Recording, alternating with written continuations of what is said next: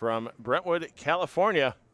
Harvest Park Bowl is the site, 2019 edition of the PBA50 Northern California Classic. I'm Phil Brylow. Joining me, bringing in the lefty in the color position this week. Tom Carter not here, so Bruce Hall making it an all-lefty booth tonight. How you doing tonight, Bruce? Great to be with you guys back in the flow zone. And Tom, I know you had motorhome problems. Big shoes to fill. I'll do my best, guys. Yeah, we'll see Tom again in the U.S. Senior Open in Las Vegas.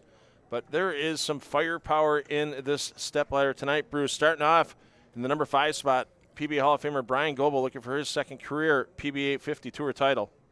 Bryan qualified 6th, throws a track precision and a kinetic. Straight up, was leading the first day there for a while.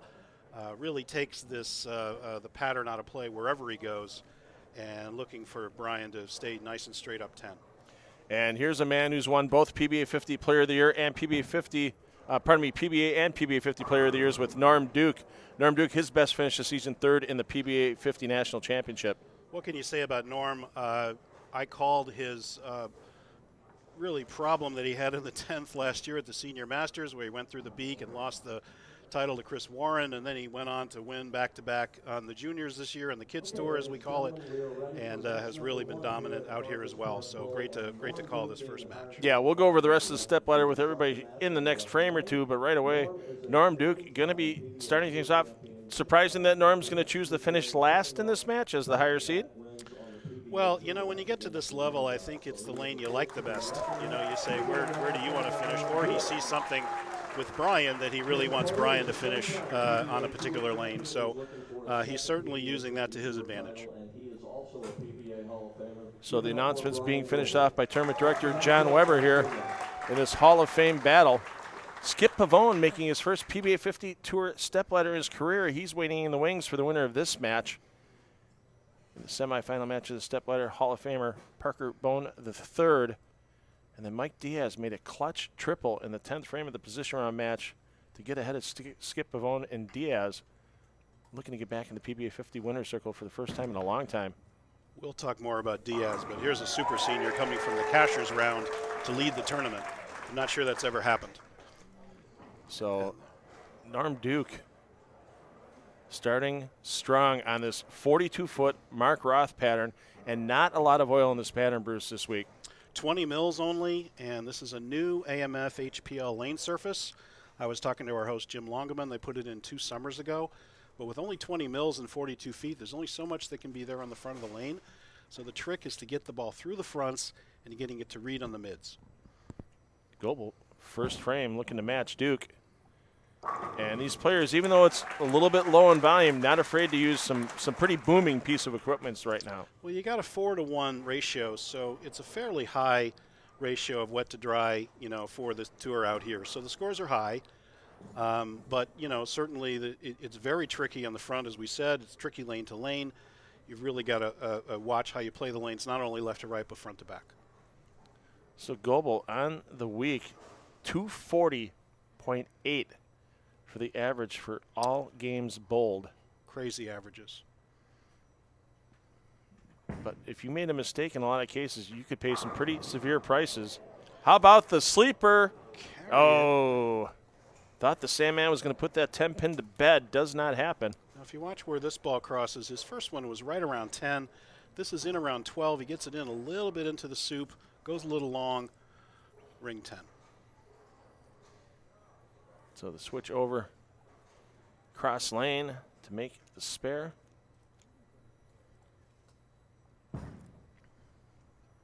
And no problem with the cover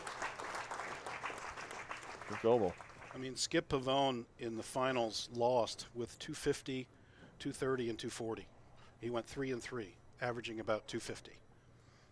No, and here's the one thing we have to remember right now in this match is that these are the 2 sole right-handers in the stepladder. Their line's not going to change much. Whoever wins this match the rest of the way through. Could that be an advantage to either Duke or Goebel? Yes, I think so. And, you know, you talk about left-handers not having to adjust as much. I'm here to testify that is largely true. You know, certainly we know how to make moves, but to see 3 lefties on the same pair with only 20 mils of oil, the heads are going to go quick. you're going to see guys make moves and maybe even full zone moves by the time we're done. Yeah, there were 6 lefties in match play round 2 today out of the 16 players that participated. So kind of a surprise to actually see the top 3 players still being left-handed with all that wear on the left side. And there is Duke with the front 3. And Duke got that one into 12, but soft-handed it like he does and turned into the pocket flush. Take an extra look at that ball. And that ball, usually we like to see Norm start the roll in the pattern itself. This time for Norm, he's waiting until the ball gets past the end of the pattern before it gets into that strong roll. Well, and I think that wave with his right arm said he might have pushed it out a little bit, and he got a little bit of help from the back end of the pattern, and it turned up flush for him.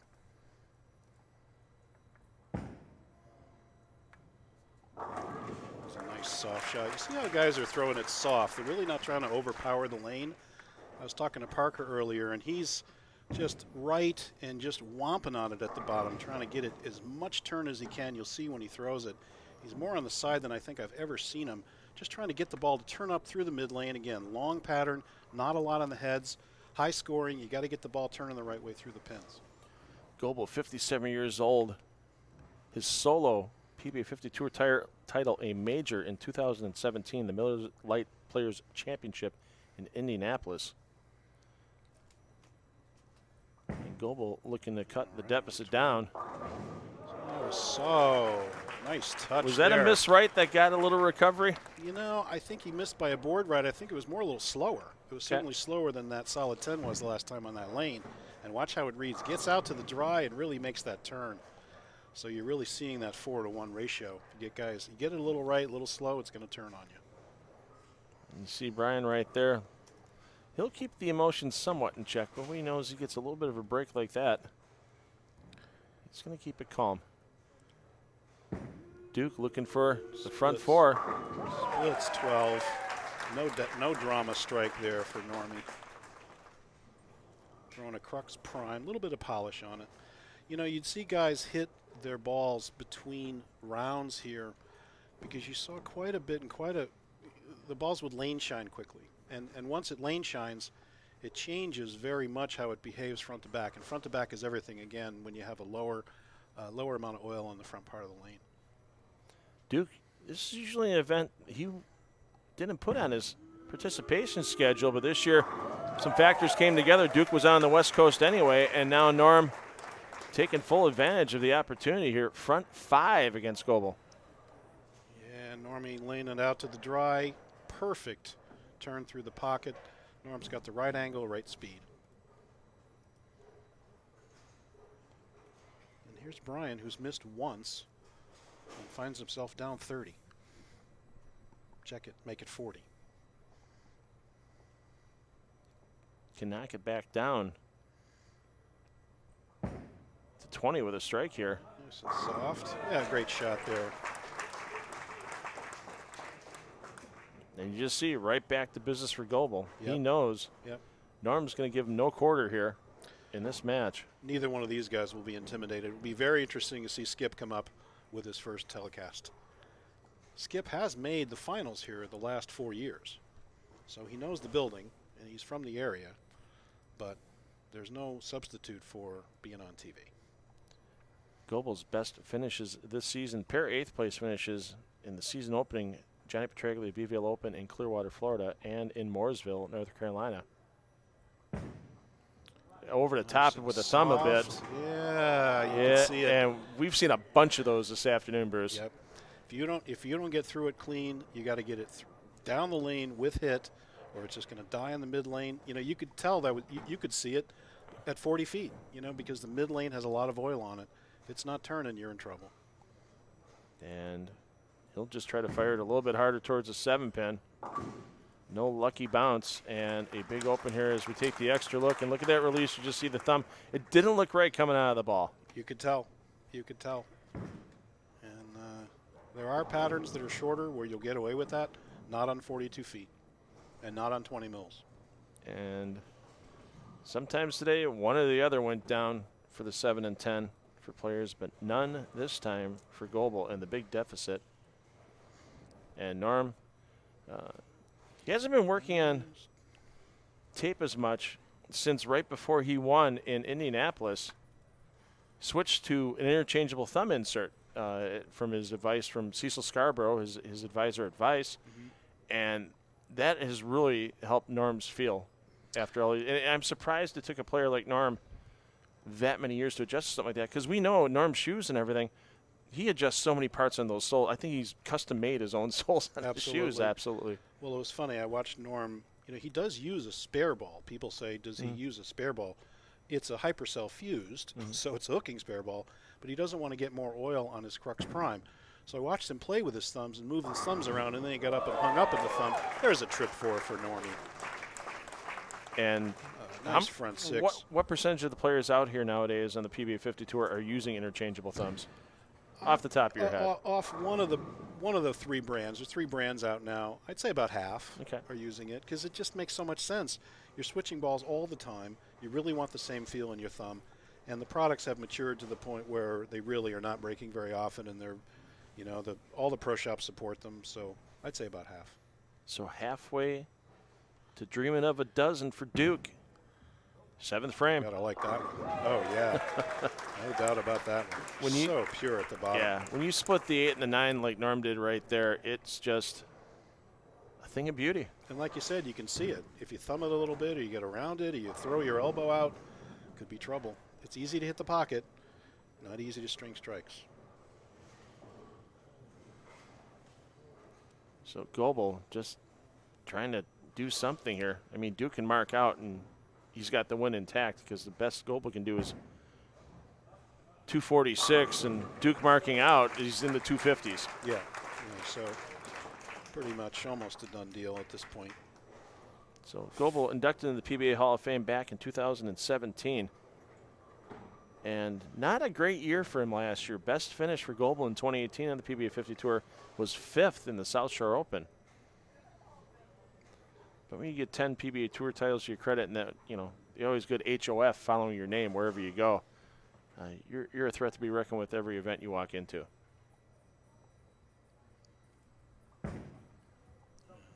That needs to come up, yeah.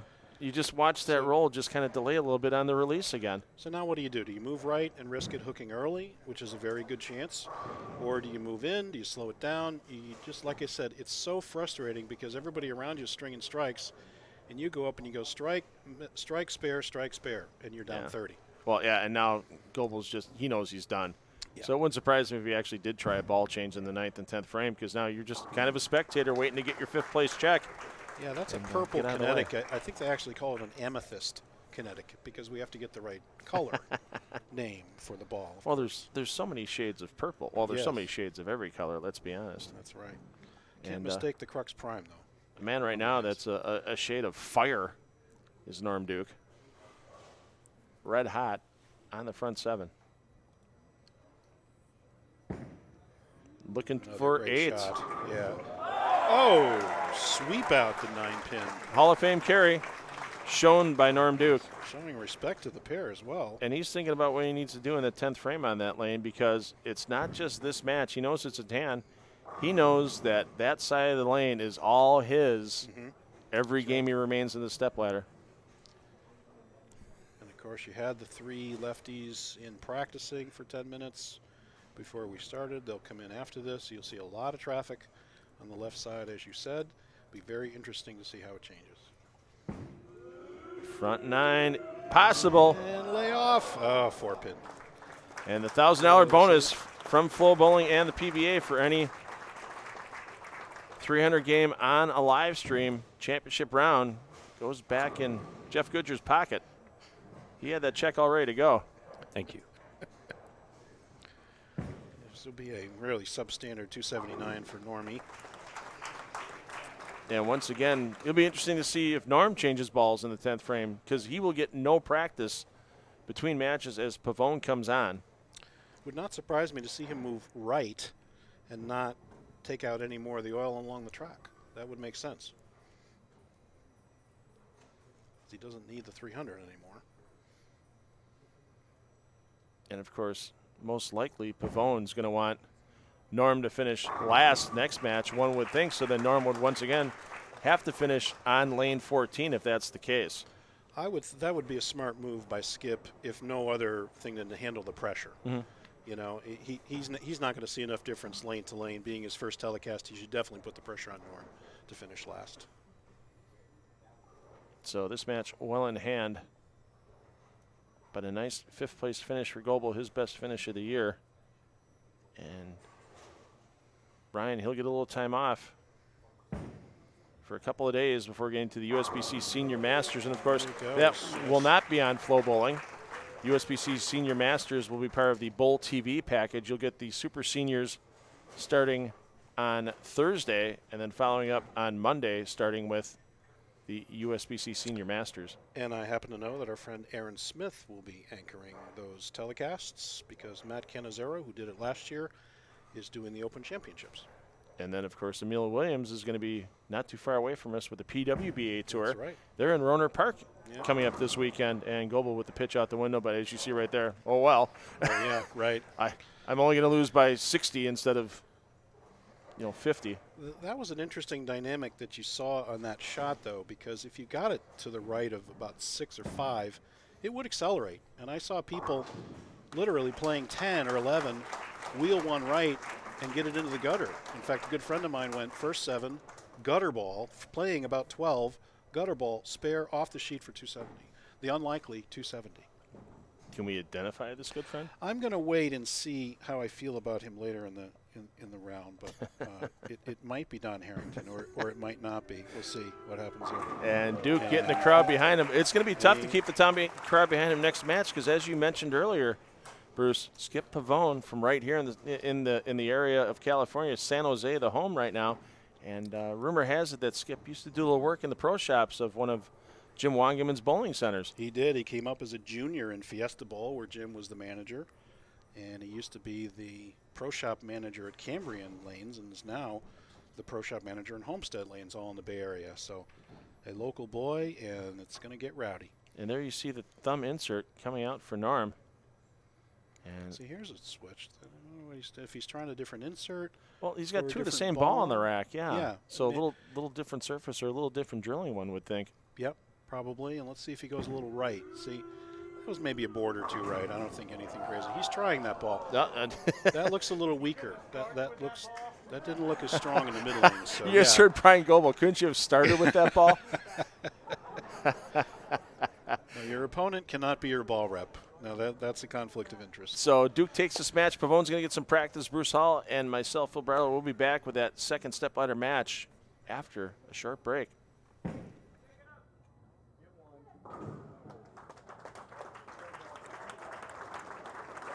Congratulations to John Duke. How about a nice hand for Bryan Goebel, everybody? One of the greatest champions of all time, Norm Duke. That's the matchup. Let's give him a nice hand round. Guys, good luck. And the announcements from John Weber made. And once again, John Weber apologizes to Skip Pavone. I'm going to do the same because I've been pronouncing his name wrong all week. Duke versus Pavone. No surprise here. Bruce Hall of Duke starting this match. Absolutely good move by Skip. Make Duke finish on the right lane. And nice and soft down the lane. And no. Ball change. Trip 4. Ball change, fewer revs. You just kind of push it up the hold there. And it just sat there.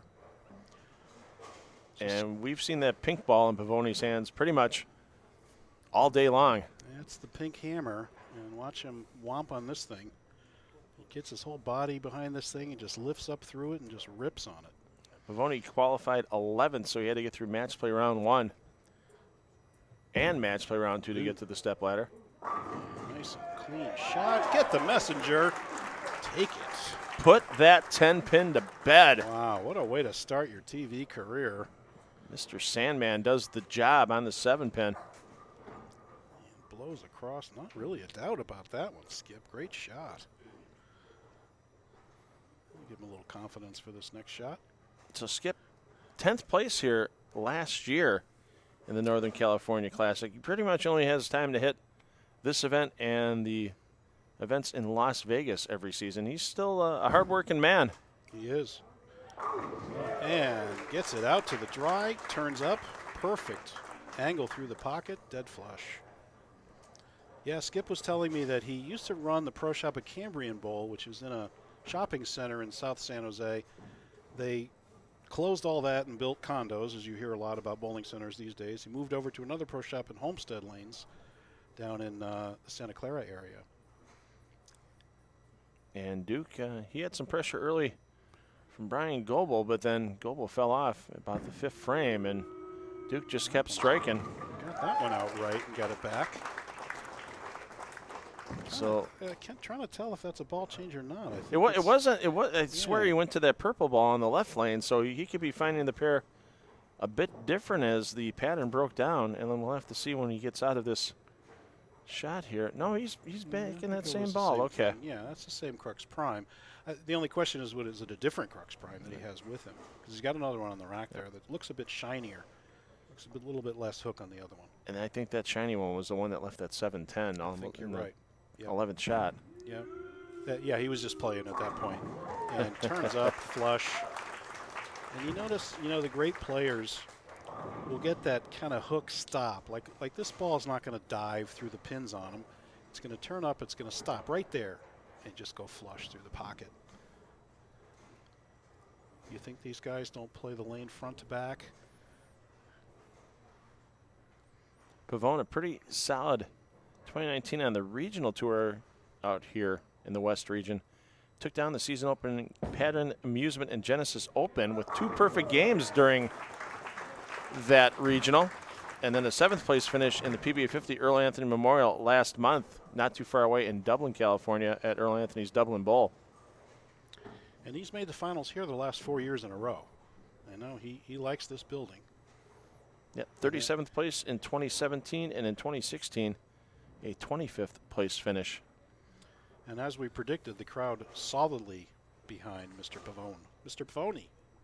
I apologize. I'm still saying it wrong. Looking for the 4-bagger to open the match. Left, he got that one short.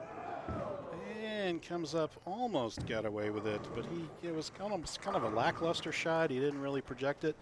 And that's the tour. If you don't push the ball through the fronts, the area on tour patterns is in the mid lane, I've found. It's not on the heads. If you try to pull it on the heads, you get a little short or things like that, there's no forgiveness there. The forgiveness is down lane. So Pavone going to take the scenic route at this 6-pin. Doesn't like to go really straight at the right side spares. Cross that all the way across the lane, and there you go. So the Pavone situation reminds me of the Spigner-Spigner situation. So I knew Bill Spigner back in Plainfield, Connecticut, when we were both very young, very green bowlers, and he was in a pro shop down there, and then he moved to Chicago, and all of a sudden he was Bill Spigner. So I had to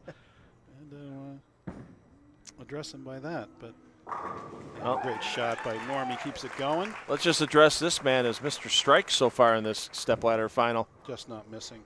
And Pavone may regret that 6-pin. Because, I just don't see Norm. I certainly don't see him missing the pocket. And the question is, with this angle through the pins, maybe he'll get the job done this time and get the 300. I mean, 15 attempts so far for Duke, 13 of those being strikes. That's a heck of a carry percentage, well above 90%.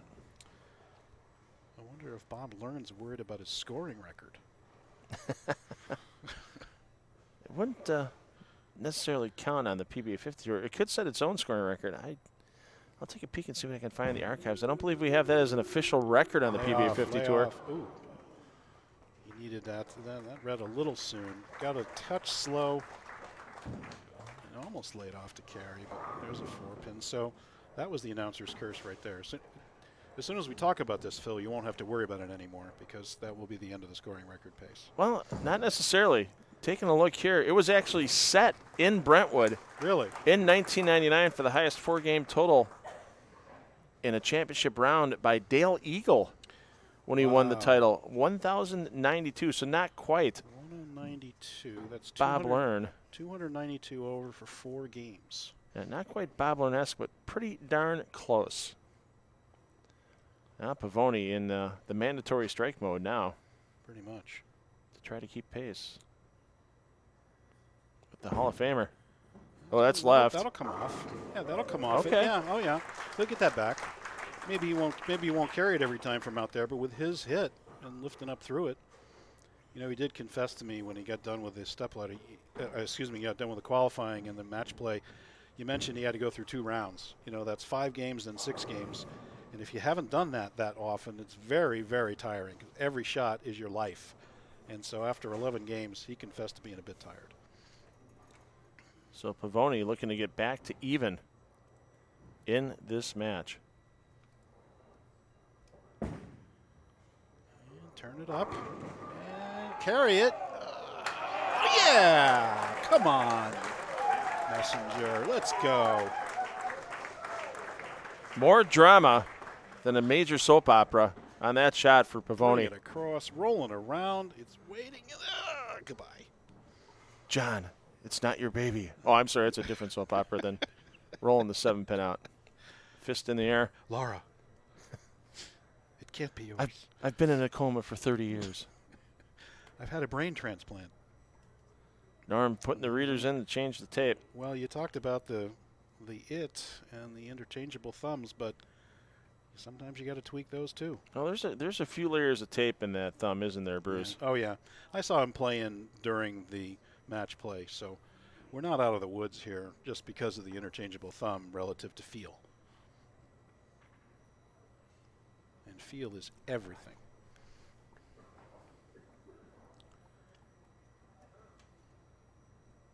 So Duke looking to keep this all square. And perfect shot. That's just, you can see it. Oh, Kick that 10 out. The Kick belly it of the out. 6 takes the belly of the 10. Yep. Norm was almost looking at the belly of the beast there. You know, I do a lot of coaching back home, and when I see kids' balls without any tape in it, that's my first advice to them, is you've got to have tape probably in the front and the back of your thumb hole. And anybody who doesn't, you're really giving away the feel that you need to have consistency between your balls, the friction that you need on the tape to hold it on. Feel on the thumb is everything. Well, Duke's already been in one match with a roll-off this season in a Lay it stepladder. off. Oh. And that- I don't know if he got that slow or the heads are changing. You know, sometimes you see one lane break down a little faster than the other, but I thought he got that a little slow. You see it read right there. And then up through the beak, lucky not to leave a 4.67. Yeah, Duke tied Bryan Leclerc at 237 in our opening PBA50 match It was Clearwater, of, right? yeah, in Clearwater of the 2019 season. I was there. But not bowling because of my elbow. And Leclerc closed it out with a strike and eliminated Duke in 5th place in that event. How clutch was that shot by Bryan? Yep. He's got ice in his veins against these guys. That's why he was Player of the Year. There you go, Norm. So he does switch to that hypercell fuse for his spares. He told me he doesn't want to get any more oil on his Crux Prime than he has to. That's the reason he switches. He can throw any ball he wants straight, but that's why he switches. Yeah, we'll see Bryan Leclerc back on the roster for the Senior U.S. Open here on FloBowling. And Leclerc, he's contended for that Senior U.S. Open title a couple times over the last couple of seasons. And he's bowling great. I think he was struggling a little bit with that brace last year and didn't have as strong a leg, but he's back to full strength. That's a good shot. Turn it up. Yeah, baby. Come on. And the first time today, Norm Duke finds himself with a deficit Down as by Pavone 1. takes the lead. Yeah, you get it out to that zone and you push it down the lane, you know, you can tell without even seeing the ball past the mid lane that it's going to get to the pocket. So Pavone up by 10 can extend it to 20 here. Pavone, is that what you said? Pavone, yes. Yeah, he keeps riding the It's getting step ladder. to both of us. He keeps going up the step ladder here, if that's possible. I'll get it right by the time they hand him the trophy. Pavone. And yes. High flush. You can try throwing that FloBowling graphic in the way. It's not going to stop him. The way he's throwing right now.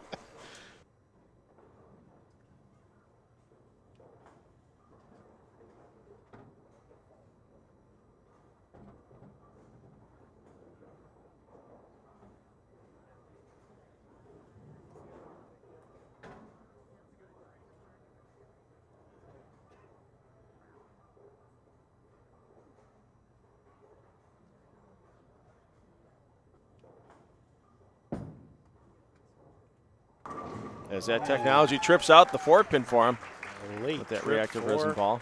coming back at you. 10-pin match now. Huge shot for Duke right here to set himself up.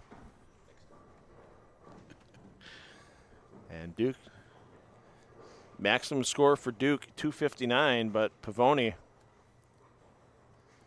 can get the 279. The thing is right now, Pavone really can't afford to spare because Duke put the 2 spares with a strike in between, didn't lose count.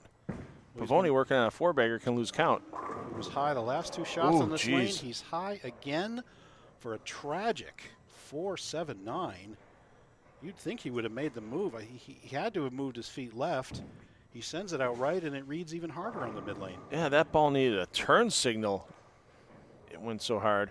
That's amazing to watch him do that. 3 shots in a row to come up a little bit high. He left the 4-7, then the 4-pin, and then he comes up with the 4-7-9.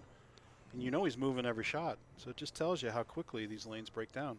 And he's still thinking over, what do I need to do to shoot the spare? Because he knows it's a must conversion. He's got to make it. Gives him 236 maximum. A miss here, and Pavone can just cruise into the semifinal match. There's a chance. Oh, yes. That's why he's Norm Duke. Just thrilling the crowd, yeah. Like a walk in the park. So let's give Norm 239 is what he can go off with. That would make Pavone need a mark. Well, if he gets this one, then a mark.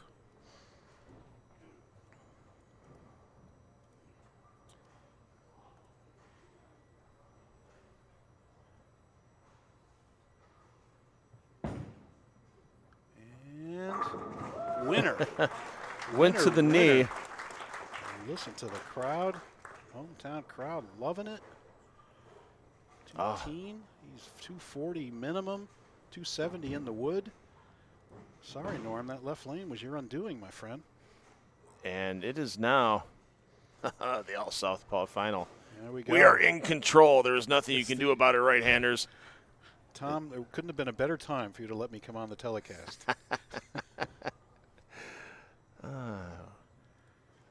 Hope that Rollins, Wyoming is a bit hospitable this evening. Wow, and Pavone, good place for that. Not going to matter.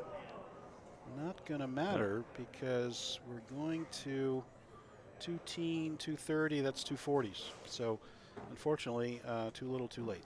Once again, Pavone, I'm thinking here, just try another angle, try another line, or is he actually going to try to hit the 10-pin here?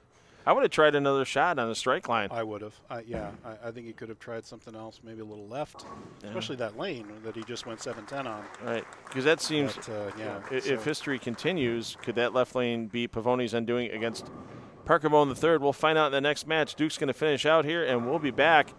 Both players remaining, Duke and Diaz, will get some practice. So if you need to refresh your beverages, grab a snack, do it now at home. And we'll be back with more of the PBA50 Northern California Classic from Brentwood, California and Harvest Park Bowl.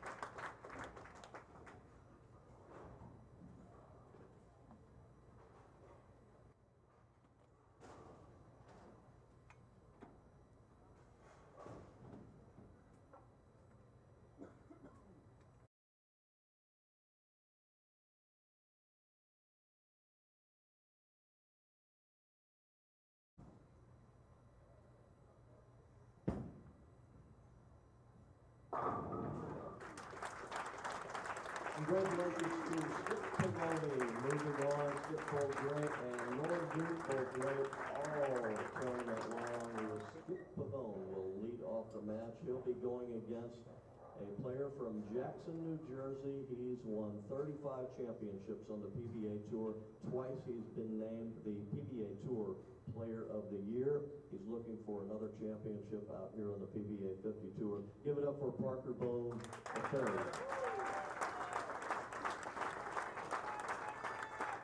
And our semifinal match, our top seed Mike Diaz waiting in the wings for the winner of this Southpaw matchup. Skip Pavone be starting the match on lane 13 here at Harvest Park Bowl. And Parker going to make Skip finish on the right lane, put the pressure on him.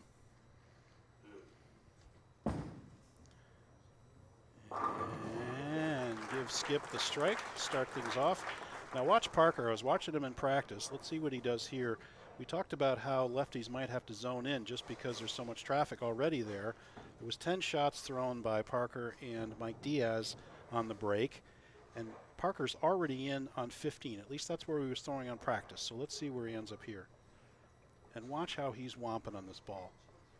I'm not sure I've ever seen Parker hit it this hard. What's the reason for hitting it harder than ever before then, Bruce? Yeah, that's 15. Bring it back because he wants to carry. He said, this is a high-scoring event. You got wet, dry. You got wet in. You got dry out. I'm not going to get robbed of carry if I can hit it hard and get it to turn up from the outside and through. That's the most I've ever seen Parker hook the lane, I think.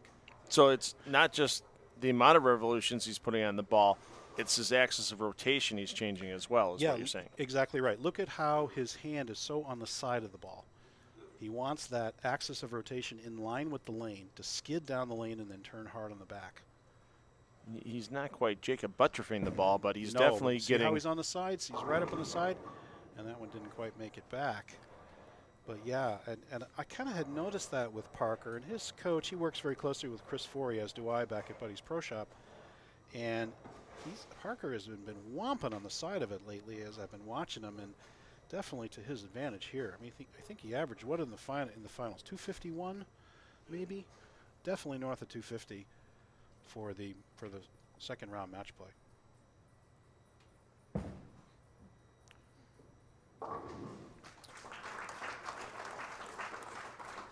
Didn't mean to send you into a tizzy to find a back up my stat, but let's find out. Let's take a look here. Parker Bohn, 250 in the match play round. His average for the all games in the tournament. We don't have the whole average, but it was pretty much north of 240. Oh, yeah. He crushed it. Now look where Skip is. Skip's out. Skip's still crossing 10. So that could be an issue. Give him the 6-8 crumbling split. Watch the 3 do the job on the 6 and the 4 do the job on the 8 on this high hit. You see him lift up and out of that one. That was actually he got lucky on that. That was actually the 2-pin that did the job on the 8-pin. That's kind of a surprise to get that much power coming back off the sideboard. Usually on a hit like that, 2-pin kind of goes into the 7 and just kind of lays in the flat gutter. So great break there for Pavone. Twisted up that one, and no, how about a repeat? How about a move needing to be made, you think? This guy, I'll tell you, between the hits he's gotten last game and this game, talk about a inaugural TV appearance with some breaks. Give him another one. Well, let's go back a couple of years. Let's go back to 2016. Pete Weber was going for his 5th consecutive win on the PBA50 Tour. And a part-time player from out here in California, Noel Vasquez, caught a couple of breaks in the championship match and took Pete Weber down. Could we see a repeat out of Skip Pavone? Well, with the 20-pin lead so far, the answer is yes. And let's see what Parker does in this left lane. He didn't get it to bounce off the dry like he wanted it to. See, you could see Skip start to have trouble later in the match based on where Parker's playing. Because what Parker's going to do is take away his hold right around the 30 to 35 feet range because he's swinging out to it. So you could see Skip throw one where he thinks is in the right spot. All of a sudden, it hits Parker's dry, turns, and now that 6-8 that he trips out becomes either a 6-8 or a 6-pin or some kind of a miss. Let's see what happens. Down 20, make it 10. Make the shot by Parker. Again, Parker, so versatile. I watched him shoot 700 over at the Masters, piping basically 5-board to 3-board, leading by 200. And then he comes in here and he's swinging 3rd arrow out to about the 4-board and back to strike. Bohn's 3rd consecutive stepladder appearance on the PBA50 Tour this year. Finished 3rd in Mooresville, 4th in Trenton. Now that was right of target. You could see it. And a little bit of a lift up, so. That wasn't the lane, that was Skip, you're saying. That was Skip. He got up out of that one, and I saw Skip go Brooklyn a few times because he gets that. He really whomps on it. He lifts up and out of it. And again, you don't have forgiveness on the heads. And if you do that too aggressively, you can see early hook, and it's out of the pocket before he even gets to the 20 feet mark. Well, you look at the difference in follow-throughs between Parker and Skip. Skip, once it gets past his ankle, it's more up and quick and short, where Parker is so long and out and fluid all the way to the top. And it's the difference on the revolutions on the bowling ball as well. Parker's knee bend is something that should be emulated by every young bowler. I mean, it is amazing. I would say his knee bend is the ideal left-handed knee bend, and Shannon O'Keefe is the ideal right-handed knee bend, if you wanted to pick two of the most solid players at the line. So the only thing left there by Pavone is count, but that could be a precious 2 pins by the end of the match if both players strike all the way out. And lay off, give it to him, dead flush. I see Parker turning it on here, though. I gotta like Parker in this match just because he's inside of Skip. He's made a point of that. You get inside your opponent, you take away their hold, and all of a sudden their ball shape changes down later in the game. You know, an interesting stat here for Parker. This is his 8th Stepladder final since he won in 2017 the Dave Small Championship Lanes Classic. 8 stepladders and no titles since 2017. Oh, that's a crime. Yeah, one would think that may change here this evening. I'm thinking, you know, he wants it to change. Good shot. Turn it up. Dead flush. Give him the lead. He's making that third arrow work. It's the deepest I've ever seen Parker play. 2 sticks the advantage right now for Parker Bohn the third. Hit the dry, make the turn. Look at that turn through the pocket. Perfect. That's on a 42-foot oil pattern.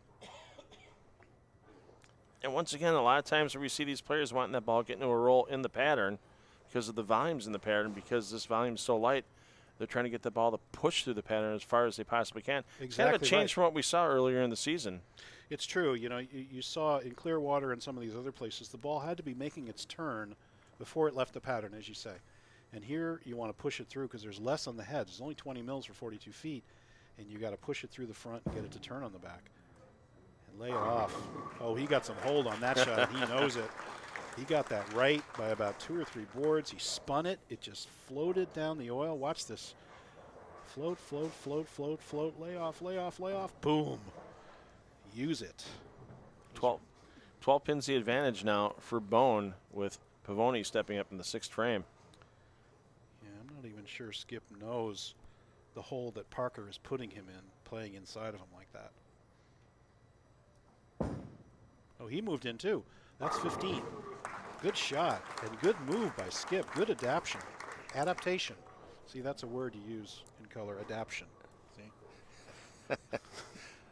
Anybody who wants to buy the new Bruce Hall Oxford Dictionary, place your orders at brucehall.com. Do I have to buy that website now? Oh, you great. do. Oh, yeah, thank lovely. you. So, just another reason why Tom's job is safe. oh, another strike here by Pavone. Gets him temporarily in the lead, but once again, Parker can match him and take the lead right back. Let me tell you, that was a pro move in. And that crossed about 14. Layoff through the beak. He's got to be happy with 9 on that shot. Yeah, that had 6-7 written all over it. And it hit about 13, 14. But he's made the move. Whatever happens in this match, you got to credit Skip. First time on TV, he made the move in. He knew he had to do it, and he did it. That's gutsy in a one-game match. It's not easy to make a jump like that. And as I said, we could be looking at full zone moves here. That's what he just did. That's a 5. He probably moved 5 or 6 with his feet, and 3 or 4 at least with his target. And from frame to frame, just by watching what Parker's doing. So, Parker Bohn, man who's the all-time 300-game leader in PBA history, 114 perfect games to his credit. Yikes. Walter A, though, catching up. Walter A got number 109 earlier in the week. Gee, there's a surprise. Two guys like that with trying to chase down a record. I'll match him up against my amateur friend John Wilbur, who's up to, I think, 137 now and has a 900 series recently. There's a balk by Parker.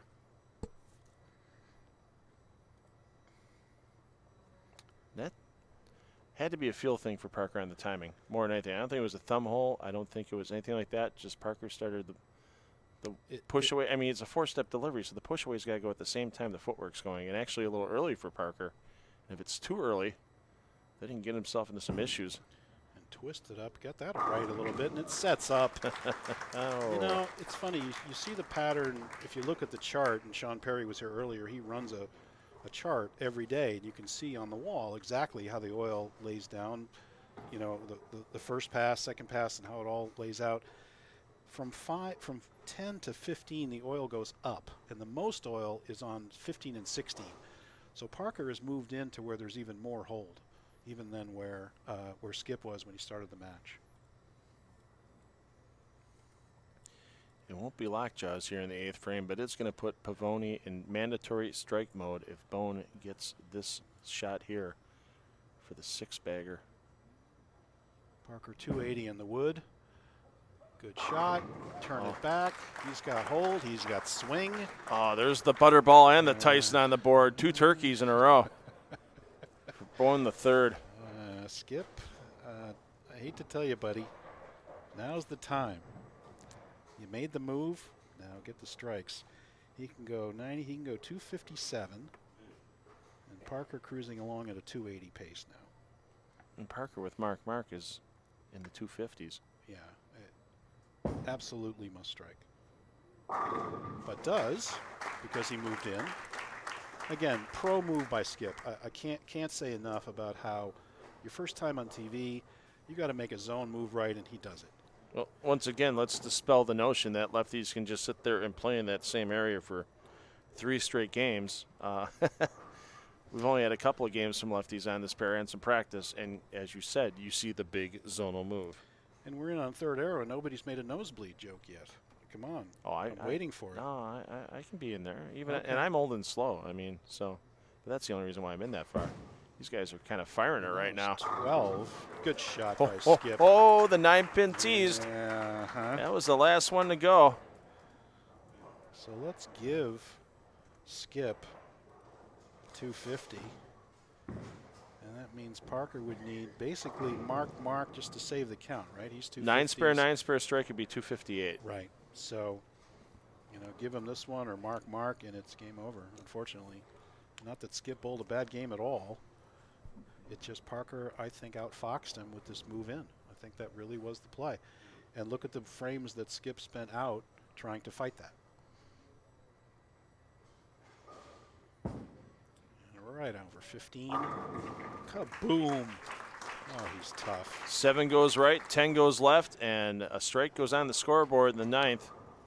Parker Bohn the 3rd, and he knows that this one is close to over. Now let's talk about a really interesting match, Bohn Diaz. So Mike Diaz is going to basically push it up 9-10 and led the tournament. So how much will he be able to do that the way the heads are? What's Mike going to do? Very interesting. This practice session will be interesting, and the match will be very interesting to see how these have broken down. You got to give the edge to Parker just because he's in, he's got the turn, he can play the hold and the swing. But Mike Diaz, KG veteran.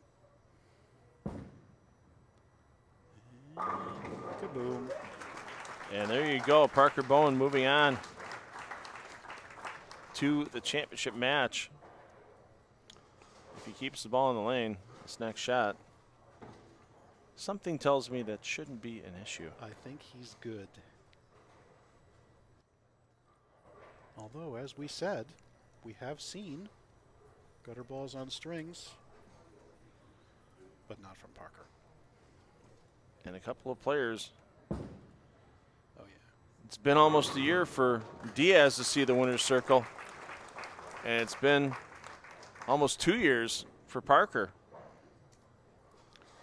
You know Parker feels cheated, and you know he wants this title, and I think he's got the angle that will let him win it, but you can never rule out Mike Diaz.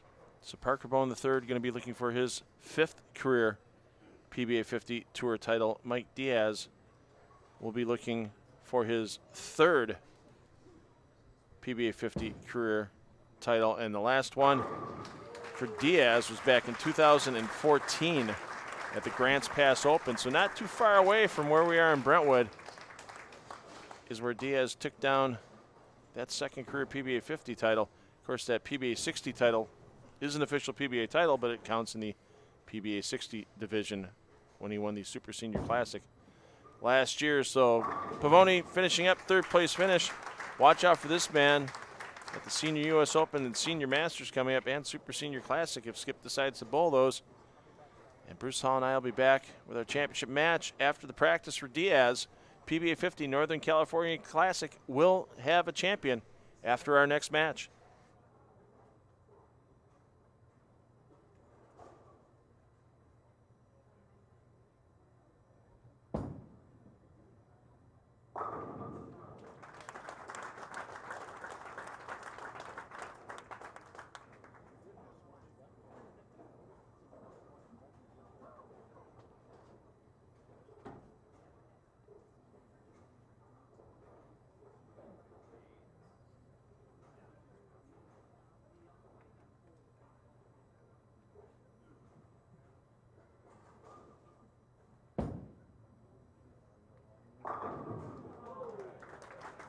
Congratulations to Skip Pavone.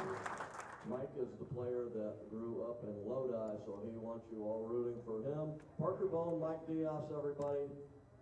Good luck, guys. Go good. And Parker Bohn's going to be starting us off. And Bruce, pretty interesting watching the Diaz practice session right before we started this match, and the number of bodies that were there trying to give him a little bit of advice. Well, Del Ballard and Chris Burnett from Storm were standing behind Mike, and you know, Mike's wheelhouse is not inside of 15. I mean, I don't think that's any surprise to anybody, and they're trying to get him in because, again, Parker has this 15 out, just whomping on it, absolutely down. He's got swing and he's got hold, and that's not Mike's game. I mean, I watched Mike win the Super Senior Classic last year, which is our very next event, by the way, coming up this week. And he won in commanding fashion, playing right up 3-4. He shot 279 in the title match. That's his A game. And here I watched him point, you know, 10 to 8 or 12 to 10 to 8 or something like that. And he just bowled great all through the 3 rounds. But now that it's broken down, what's he going to do? And that's a big jump to the right from where he started practice. Now that was 12. And now if he's on 12, though, you know, that's been carved already by Skip and by Parker. So he's got to push it through the front, not enough on the back to carry. Yeah, watch the ball get to the end of this pattern and start to make its turn, and then just do nada for energy at the pocket. Because he's got to push it through because it's dry there. The only way to get fresh head oil is to get inside of 15, which is going to be very tough for Mike to keep up with Parker in there. And we know Mike Diaz, being a USBC certified gold coach, that spares are huge, and we shouldn't see Mr. Diaz missing any of them that are makeables in the step ladder. And there's not a single thing we're saying about these patterns that Mike doesn't know in spades as well. So he knows exactly what he's doing. He knows exactly what he has to do. That's a halo pearl he's got there, pinned down, pinned right in between the bridge, just under the bridge. He's been rolling that up 8, 9, 10 all day, as I said. He's got to go at least a little deeper here to take care of the breakdown with the other lefty matches. Diaz, this is his 13th season on the PBA50 Tour. 2 career titles, last one in 2014. And great shot by Mike. Just rolled that right over 10. And let me tell you, having made it through the Cashers round to match play round 1 to match play round 2, I did it last year in Farmingdale. I was toast by that second match play round. And Mike Diaz, as a super senior, led the tournament. I can't say enough about that. Yeah, Diaz, 29th after the 16 games of qualifying.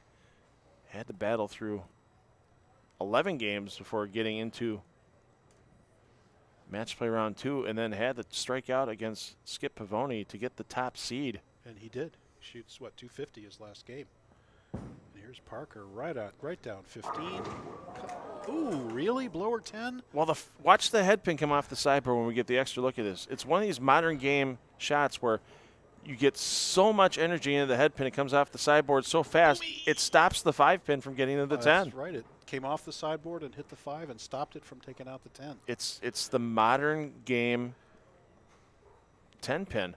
You know, you see that a lot nowadays with the modern game for right-handers leaving 4 8s, left-handers leaving 6 9s, because the 5 will kind of get blocked off on a light hit, the head pin will come off so fast it kind of keeps it from going, and all of a sudden the 5 pin just falls before the 4-8 or goes between. So, yeah, just one of the bowling balls are powerful. There's no doubt about it. But if you don't get that ball rolling properly through the pins, you can have things like that happen pretty often. Well, and it was light. I mean, he was looking to blow the rack. You know, it was coming in a hair late. But, you know, 9 times out of 10 you get that shot. Got a note from Chuck Gardner, Brunswick rep, watching here on FloBowling, and he says Parker has the advantage in this match. Yes. Should bring it home, but the angles really favor Parker from a little deeper from what he's seeing at home, and we're kind of seeing it here for Parker with another strike. I totally agree with that. You know, Parker's throwing a pearl ball. That's a conspiracy pearl. So even as deep as he is, he's looking for skid through the front. Again, only 20 mils at 42 feet, even though it's a relatively new lane surface. Jim Longaman put in new lanes here 2 summers ago, so it's a relatively new surface, but it's a soft AMF HPL surface. So it's going to pick up on the front. So you've got to get the ball down the lane, turning through the mids, and through the pins the right way. Now Mike could take the lead here. Problem is, can he get this ball to finish harder? That was 12. Will it go? Late mixer 7 again. Same problem. Yep. He's got to push it through the front, right? If he's going to play outside of Parker, he can't hit it with all he has, or it's going to go early on him. Yeah, and a little different version of the 10 pin. Head pin still runs a little interference, as you see coming back off. Slaps into the 6 pin and then stops the 5. It's a similar animal as the week 7, right? Same idea. Yeah. It's not turning flush through the pins. And the one thing that I'd be worried about, Diaz, after seeing those 2 shots, is next time on that lane, leaving both of them at the same time. That's that you would not want to see, but it's possible. It's got to be possible. It's got to be sitting in the back of his mind. I mean, we've seen one on this pair already, a couple on this pair already tonight. And you know, the funny thing about quote unquote carry down, and a lot of people talk about carry down, and a lot of times it's not carry down. It's that the ball read and gave up some of its energy in the first 5 or 10 feet of the lane. Sometimes before you even saw it, before it even comes into your field of view, it's already turned a little bit, given up some energy, and then you think it's carry down, but the ball really just doesn't have the energy to get through the pins.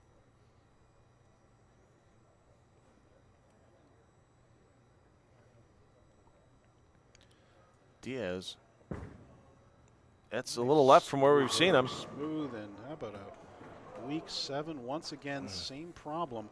So he's got to get something that can skid through the fronts a little better. He's got that pinned down halo pearl. I guess my question would be, if he's going to stay out there, does he have anything that can push a little harder and save a little more energy for him? Because he knows he can't womp on it. If he womps on it, it goes early. He doesn't have any hold. He doesn't have enough swing to get it to roll up. He's got to do something. And slower ball speed, too, much slower than what we're seeing on Parker Bohn. Probably 3 miles an hour slower for Diaz. Definitely. Well, that's his game. I mean, it's a precision rolling game, but unfortunately it's rolling early, giving up its energy, and he's not carrying as we kind of predicted. So Parker has the chance to really jump on this here. And again, still only a 1-pin match. So it's not like Parker's run away with it yet, but he could at any time.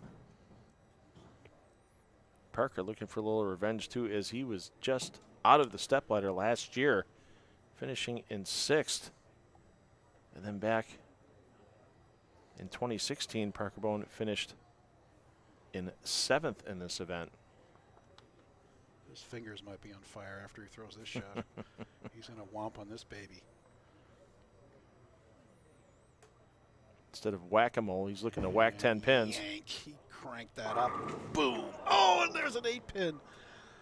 Oh, my Lord. And nothing near the 8. Do you make a move off of that now, Bruce? No, I don't think so. Maybe a half right, you know, maybe a little bit. He really whomped on it. You knew he wanted it. It turned up. Look where the ball ends up. The ball ends up behind the 9-pin or even the 10-pin. It just keeps going. Another, you talk about some of the modern hits, right, with the head pin. That's a classic modern hit in today's game. And, you know, Parker knows he's got the edge. He can't capitalize yet. It's still a 1-pin match. Oh. And the wily veteran Diaz could sneak in here. If he can figure something out and put a double or a triple together, you know, he's definitely going to be in this match.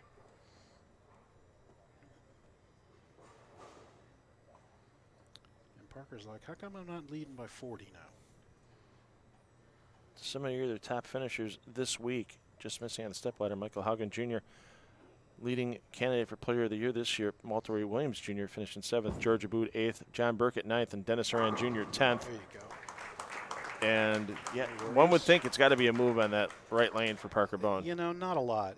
He grabbed it a little bit, I think. You know, maybe a half right, one right at the most. He's in the area, and the left lane was the one that giving him a little bit more trouble. Seemed to be a little more sluggish down lane, but he's got that lane figured out. I think it's just a matter of making a good shot and not getting overamped. Other top finishers, Todd Chell, who was on fire, shot .834 in match play round 1 for his first 3 games today. Got him into match play round 2, but Chell fell a little short in 11th. Scott Greiner 12th, Don Harrington 13th, Bob Rosenau 14th, Paul Herrera 15th, and Bob Newman in 16th. I think Todd led that first round by about 200. And Diaz again, 12, turned it up. And again, flat 7. He's got to do something. He's going to be staring at this. It's going to be the 190 no double game for Mike. Unless he can get one just perfect. He's got to be so perfect. And he loved that shot. I mean, it was great off his hand. 5 shots in the pocket and a 20% carry percentage right now is. And you know why? I mean, there's low oil on the front. He's left of where the other lefty is playing. He's not in the hold. He has to push it through. Nothing on the back. And he's got a pin down ball. I mean, it is a pearlized ball. It's a halo pearl, so it is saving energy. But it's not super pin up that's going to go way long and then flip later, right? He's designed to roll. And everybody can sit here and go, well, these guys are on an easy pattern. It's 4-1. It's all, even if it's broken down, it might even be a little more of a ratio.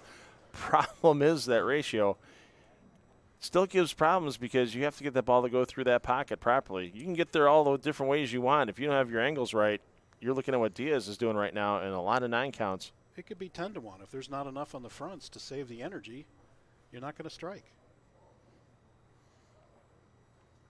So Diaz, you're not in panic mode right now, but you know you need something more. Well, I worry about the overall shape of his shot. I mean, when he makes a good shot, it's not enough to carry. Now that's out a little bit. Let's get this one. Good shot. Got that out to the dry. Got it to turn up a little bit.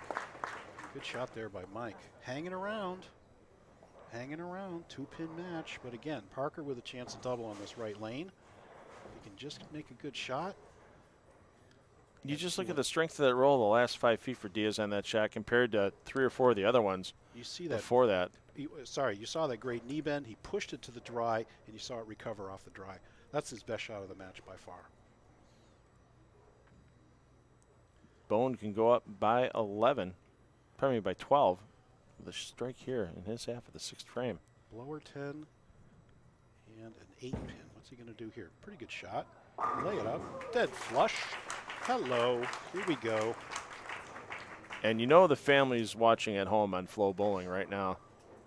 Leslie and the 3 kids at home, keeping an eye on things. And I've had the pleasure of visiting Parker's house and sharing some pizza, and there are not a nicer group of people you could meet, and supporters of the game, and just an ambassador. And there's not much I could say that hasn't already been said about Parker Bohn and his contributions to this game, and Leslie and the whole family. Well, yeah, Leslie, everything she does with taking big groups to the USBC Youth Open and helping get kids ready for Junior Gold. Parker does the same thing. And the great scholarship tournament they run around Labor Day as well. For the she youth told players. me everything she does is about making memories. Turn up. And it's late. He pushed it. He knew it was late. He can't believe it. Ring in 7. How can a 4-pin go so fast and so low around a 7-pin and not even come close to making contact? Because watch how late the ball is into the pocket. See that? That 4-pin didn't even make it above the gutter level. So, and he knows it's late. He knows it's left. And, you know, that is a little bit tighter lane, just a touch. You can tell. And he made the, you know, a lot of times, Phil, it's making the correct mistake in the correct lane. If you swing it out on the dry lane, you get away with it. If you swing it out on the wet lane, you don't. If you pull it on the wet lane, you get away with it. If you pull it on the dry lane, you don't. So sometimes it's just, what mistake did you make, right? That one was just a hair left on the tighter lane. Didn't make it back. He did get the double, though, which might just be enough, believe it or not. And let's see if Mike can figure out this right lane. He's had nothing but late hits and weak 7s, mixer 10s, and so forth on this right lane. Let's see what he does. Yeah, one of the 2 allowed re-racks per game. taken by Diaz in this frame, and part of it could be the rack, and I'm guessing the other part is I'm taking a little extra time to figure out what I need to do the double. That is a wise move. And is at this point in the match right now where you think to yourself, this could be a move where I'm either going to strike or split? Is it worth that risk right now to Diaz? If it was me, I think it would be. Well, let's just put it this way. He's going to give this all the knee bend he has left in order to push it down the lane and get all he can on the back. He knows what he has to do to execute. Reach down, big reach, turn it up, and blow the rack. Great shot. So I think it's about execution. I don't think it's a huge wrist thing. I think he knows what he has to do with his legs. You know, the guy, he just bowled 16 or 17 games. He's a super senior. He came from the Cashers round, and yet he gets his legs under him, gets it down the lane, turns it up on the back. That's a wily veteran. You know, the ironic part, this season, we've only had one player prior to the season come out of the Cashers round and win a title using the Matrix of Fairness. That was Brian LeClaire in Fountain Valley back in 2015. Twice this year it's been done already by Walter Ray Williams, and Mike Diaz has a chance to make it 3 times in 2019. And let me tell you, if he can pull the title out here. As a super, that is a phenomenal feat. Get your legs under yourself, Mike. Right down the lane. Pretty good shot. Rolling. Give it to him. Give him the lead. Mike Diaz, the wily veteran. 9-pin advantage now over Parker. Definitely has the better look. But Diaz making the most of what he's got. Look at that knee bend. Let me tell you, that's a tired knee. I guarantee it. And he's working it for all it's worth. Well, and you know, your sharp eye right there, Bruce, is just goes to show that sometimes it's the little bit less change in body position somebody can make and maybe not feel it that can cause some of the, you know, the carry to go away for a player out in the lanes. Oh, and this is where a lot of the tiredness comes in. You get tired. And, how about a flat 7 for Parker? A little spinny, a little fast. And Parker's had some issues with single pins during step ladders the last 2. I know there was a spare ball left behind in Mooresville, North Carolina after he missed some single pins there, and he wasn't too happy with that spare ball in Trenton either. That's the 3rd different color of spare ball I've seen for Parker this year. Well, no trouble with this one. But there is trouble because if Diaz can keep that knee under him and find another couple of strikes, he's going to win this title. So 228 now, the maximum for Bohn, with Diaz pacing in the 220s if he goes strike spare. And Diaz can get up and go sheet. He's going to have ball in hand no matter what to go off the sheet and win this title.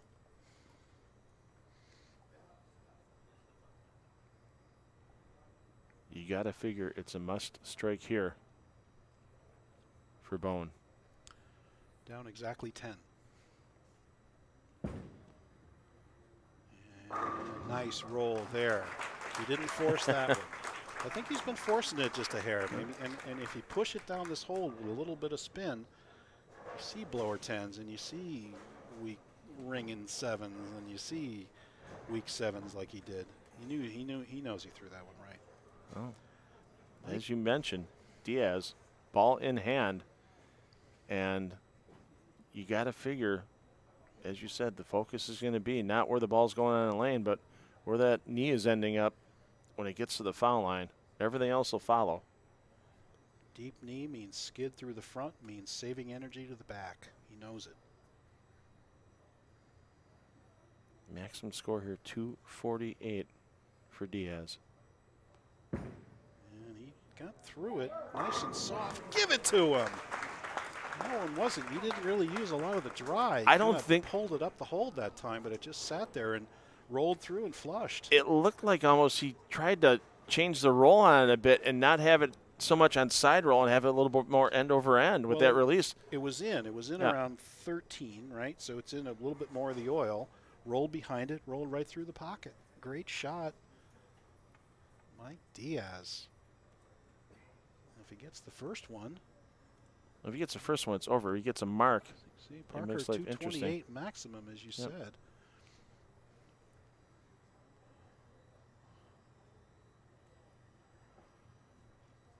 Yeah, a strike here, and it's It's over. Over. 9 spare, we could get a possible. And a little low, kind of weak. And the head pin stops the 5. Yeah, well, it was a little bit of a weaker shot. I don't think he got down through that one as clean as he did the other ones. So 227 now, the maximum for Diaz. With a spare here and a strike on the fill ball, Parker can punch to win.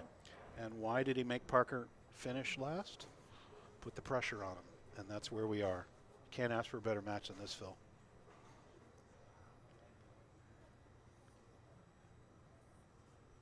First things first. And 27. Gonna get this one taken care of. Phil, very important here. If he can strike, he makes Parker get all 3 to win, or a double and 9 to tie. We could see another tie here. And once again, any tie in a championship round match here on the PBA50 Tour is a single ball roll-off. Diaz, if that happens, would have lane choice and order choice as the higher seed. But first things first, we got to get a strike here and 3 strikes in a row for Parker to make that happen.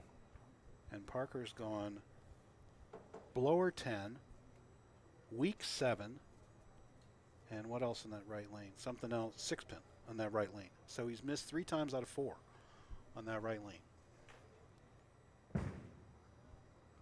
Lay off, lay off. Great shot. Forces the triple to win. But Parker Bohn, this is what you live for. Get up and throw 3 to win. 2 and 9 to tie. Anything else? The wily veteran, Mike Diaz, will capture the Northern California Classic title. And here's a re-rack by Parker. Yep. I don't think either one of them like that right-hand rack. I guarantee you in the Bohn household right now in Jackson, New Jersey, there is nobody sitting by a computer. They are all standing, pacing nervously, wringing their hands. And let me tell you, there's going to be nothing left in the bag in this shot. Make sure the thumb's a good fit. Make sure that tape, and I'm sure it's, you want to keep that front tape a little rough. Most bowlers using textured tape in the front of the ball, and you don't want to lose that texture and have it come off your thumb quick. What do Hall of Famers do in this situation? Let's watch.